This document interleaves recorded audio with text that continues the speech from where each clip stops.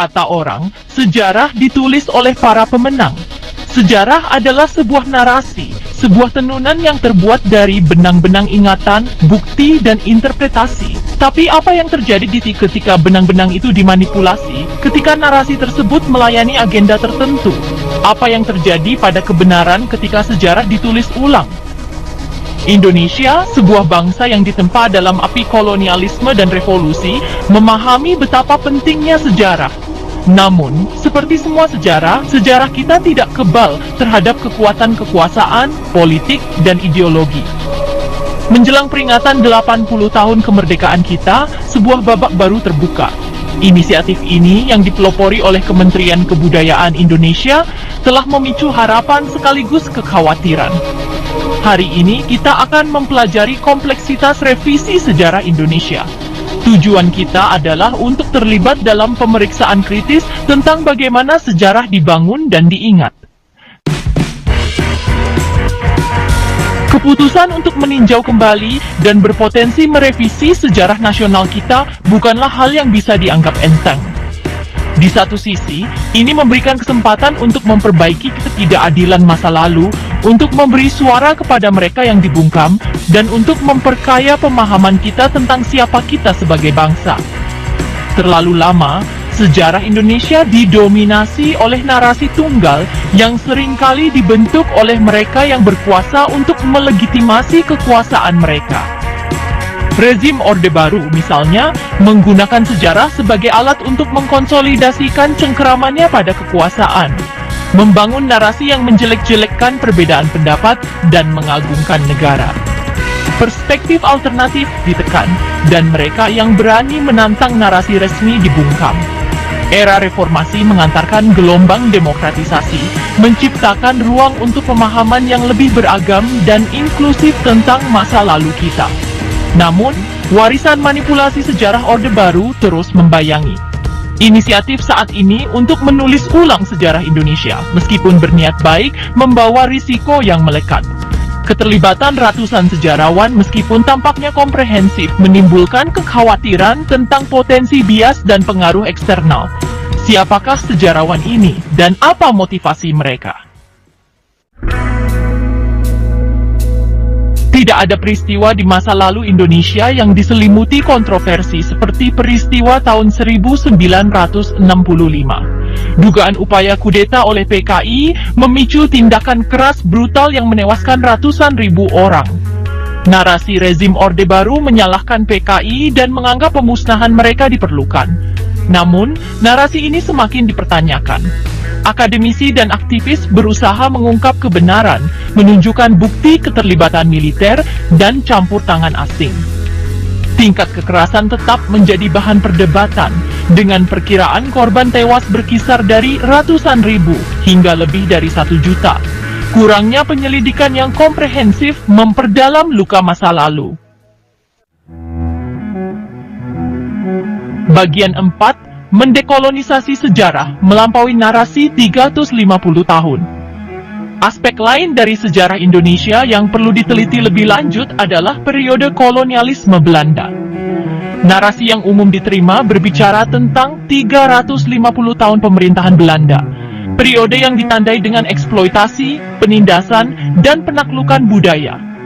Meskipun tidak dapat disangkal realitas brutal kolonialisme Belanda, beberapa sejarawan berpendapat bahwa lini masa 350 tahun adalah penyederhanaan, representasi yang mudah, tetapi pada akhirnya menyesatkan dari proses sejarah yang kompleks.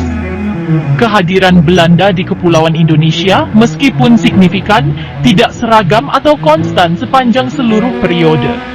Daerah yang berbeda mengalami tingkat kontrol Belanda yang berbeda-beda dan bentuk-bentuk perlawanan dan agensi masyarakat adat tetap ada sepanjang era kolonial. Dengan menantang narasi 350 tahun, kita tidak berusaha untuk mengurangi penderitaan yang ditimbulkan pada rakyat Indonesia selama pemerintahan kolonial. Sebaliknya, kami bertujuan untuk mendorong pemahaman yang lebih bernuansa dan akurat tentang kompleksitas masa lalu kolonial kita. Bagian 5. Bahaya sejarah yang dipolitisasi. Penulisan ulang sejarah meskipun berpotensi bermanfaat, penuh dengan bahaya. Ketika sejarah menjadi alat kepentingan politik, kebenaran menjadi korban pertama. Era Orde Baru menjadi pengingat nyata akan bahaya memanipulasi sejarah untuk tujuan politik. Inisiatif saat ini, meskipun seolah-olah bertujuan untuk mengoreksi ketidakakuratan masa lalu, berisiko mengulangi kesalahan masa lalu jika menyerah pada tekanan politik atau agenda ideologis. Pemilihan sejarawan, pembingkaian peristiwa sejarah, dan interpretasi bukti harus dipandu oleh prinsip-prinsip objektivitas, ketelitian, dan komitmen untuk mengungkap kebenaran, betapapun tidak nyamannya hal itu. Sejarah tidak boleh menjadi senjata untuk digunakan melawan lawan politik atau alat untuk menyelesaikan dendam lama. Tujuannya bukan untuk mengagungkan bangsa atau untuk menjelek-jelekkan yang lain, tetapi untuk berfungsi sebagai cermin bagi masa lalu, yang mencerminkan kemenangan dan kegagalan kita. Bagian 6. Merangkul nuansa menuju sejarah yang lebih inklusif. Saat kita menavigasi kompleksitas revisi sejarah, penting untuk merangkul nuansa dan bergerak melampaui biner sederhana pahlawan dan penjahat, benar dan salah. Sejarah jarang hitam putih. Itu adalah permadani yang ditenun dari nuansa abu-abu. Sejarah yang lebih akurat dan inklusif mengakui beragam perspektif, narasi yang diperdebatkan, dan kebenaran yang tidak nyaman, yang menantang gagasan kita yang sudah ada sebelumnya.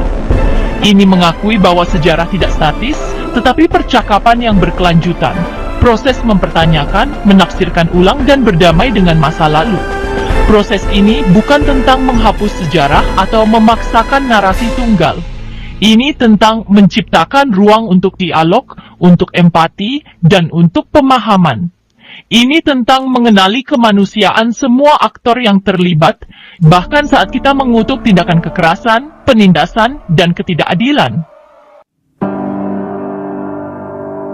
Bagian 7. Kesimpulan, kebenaran, rekonsiliasi, dan masa depan peringatan. Pencarian kebenaran sejarah bukan hanya latihan akademis, itu adalah keharusan moral. Ini tentang mencari justice bagi para korban ketidakadilan masa lalu, tentang belajar dari kesalahan kita, dan tentang membangun masa depan yang didasarkan pada kebenaran dan rekonsiliasi. Penulisan ulang sejarah Indonesia, jika dilakukan dengan integritas dan komitmen terhadap akurasi, memiliki potensi untuk menyembuhkan luka lama, untuk mendorong persatuan nasional, dan untuk memperkuat demokrasi kita. Namun, jika itu menjadi alat untuk manipulasi politik atau revisi sejarah, itu berisiko memperdalam perpecahan dan melanggengkan siklus kekerasan dan ketidakadilan. Mari kita ingat bahwa sejarah bukan hanya kumpulan fakta dan tanggal. Itu adalah cerita tentang kita, tentang siapa kita, dan siapa yang kita cita-citakan. Mari kita pastikan bahwa kisah kita diceritakan dengan keberanian, kasih sayang, dan komitmen yang teguh terhadap kebenaran.